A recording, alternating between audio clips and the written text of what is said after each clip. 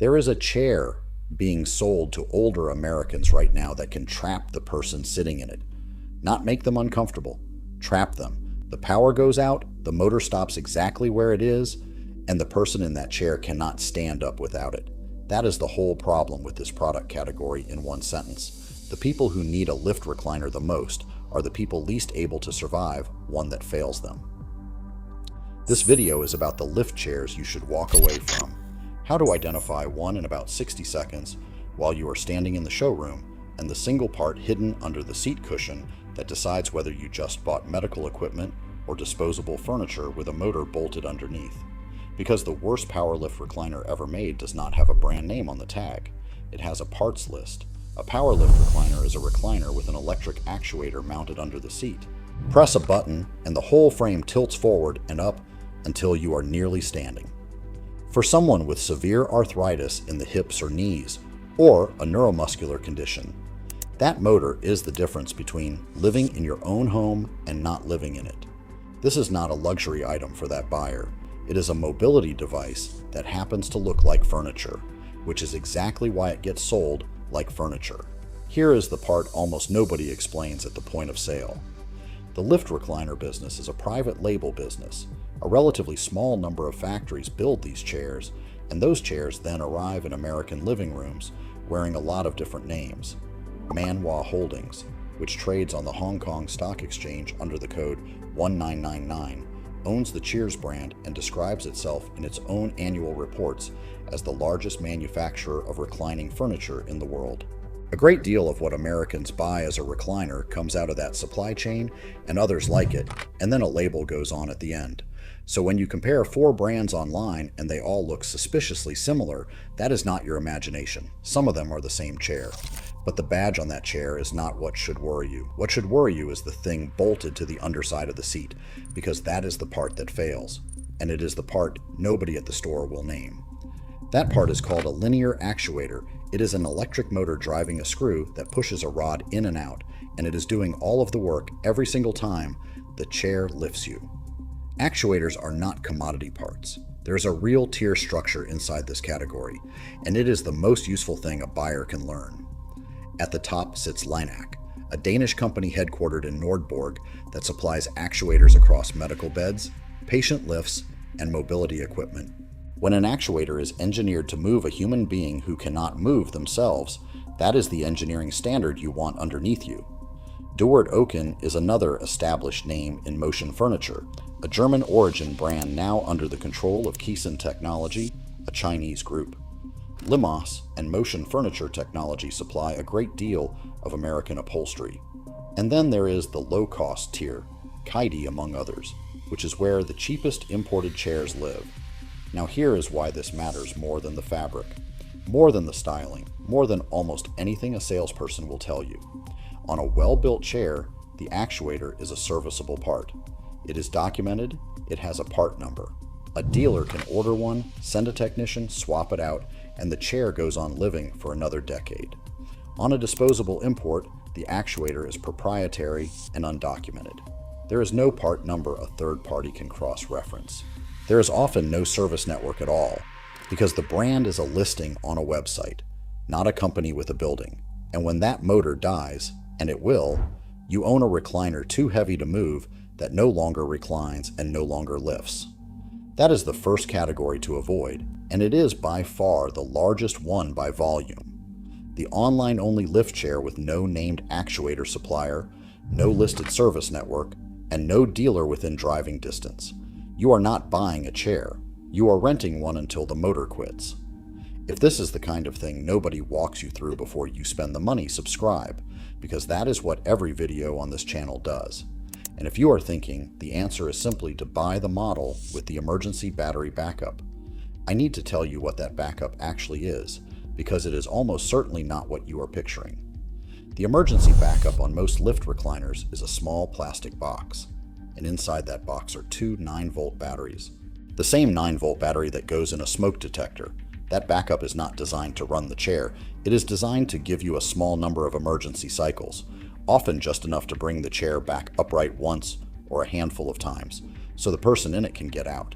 That is the entire job it was built to do. Two problems follow immediately. The first is that almost nobody ever replaces those batteries. They are installed at delivery and then forgotten for years in a box the owner cannot see on the underside of a chair the owner never turns over. The second is that a 9-volt battery sitting unused still loses its charge over time. So the backup that was supposed to save you during the outage has frequently been dead for 2 years by the time the outage actually arrives. If there is one thing you take from this video, let it be this. Find the battery box on the chair you already own and change those batteries. Then put it on a calendar.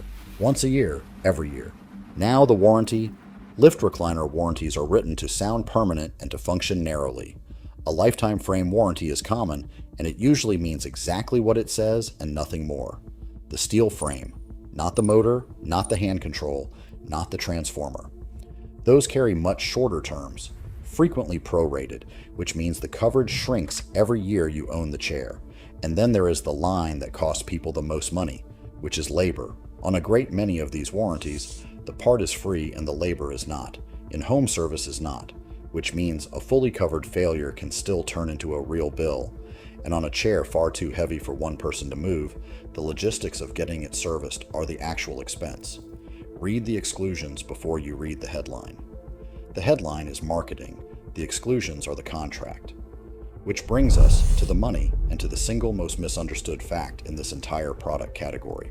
An enormous number of buyers believe Medicare pays for a lift chair. It does not.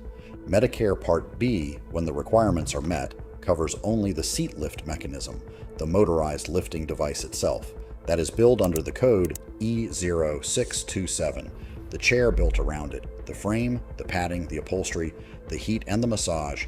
None of that is covered. That part is yours. And coverage is not automatic either. It requires a physician's prescription and documented medical necessity, typically severe arthritis of the hip or knee, or a severe neuromuscular disease. It requires that you cannot stand up from a regular chair, and that once you are standing, you can walk. Meet all of that, and Medicare pays 80% of the approved amount for the mechanism after your Part B deductible.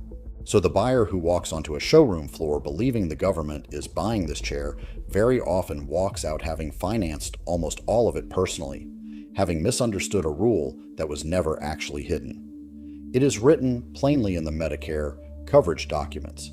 It is simply not the version of the story that gets told next to the price tag. And it gets worse than money, because there is a mechanical hazard in these chairs that most owners never think about at all. When a power recliner opens and closes, the scissor mechanism underneath it creates moving gaps. On a manual recliner, a person has to physically pull a lever and use their own body weight to work it.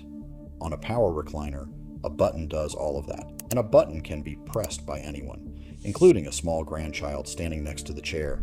Entrapment of young children in recliner mechanisms is a documented safety concern, and household pets get caught in them as well.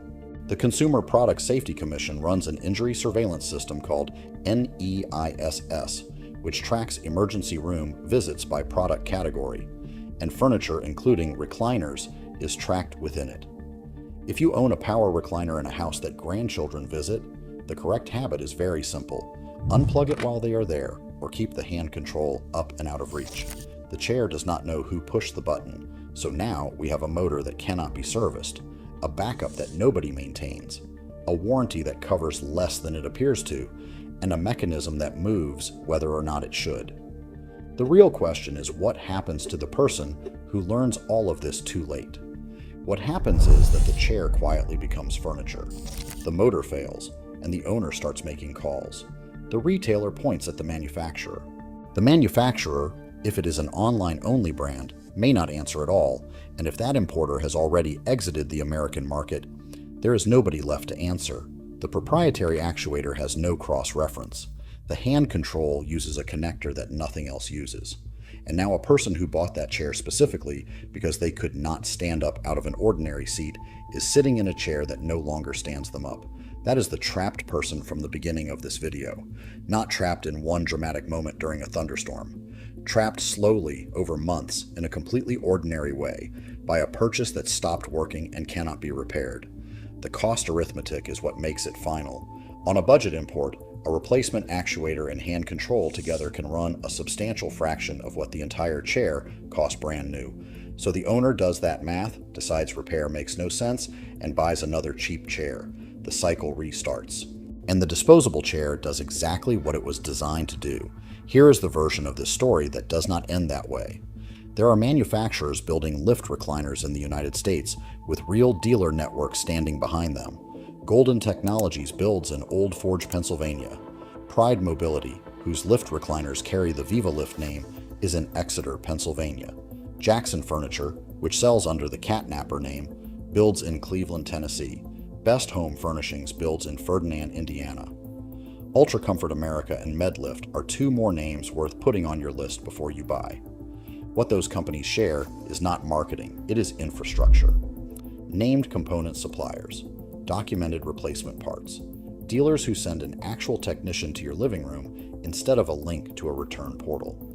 That is what the higher price is buying, and in this category, that service network is the product. One caution even there. If a chair is advertised as made in America, that phrase carries a legal meaning. The Federal Trade Commission standard requires that all or virtually all of a product be of United States origin. Plenty of chairs are assembled in American plants using imported motors, which is not a scandal by itself, but it does mean the claim is worth checking instead of assuming. And here is the detail that surprises nearly everyone.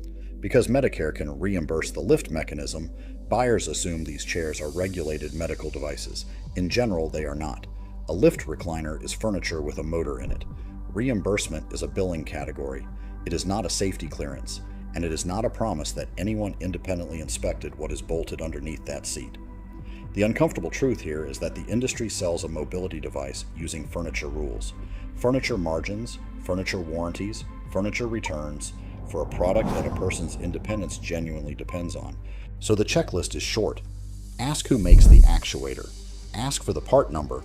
Ask whether there is a technician within driving distance of your house. Ask what the warranty excludes, not what it includes. Change the 9-volt batteries in that backup box once a year. And know exactly what Medicare pays for before anybody tells you otherwise. Buy the service network, not the chair. Every one of those questions can be answered in a showroom in about 5 minutes, and the answers will tell you more than any review ever will. If that saved you from a mistake, hit subscribe. Because there is a lot more the sales floor is not telling you.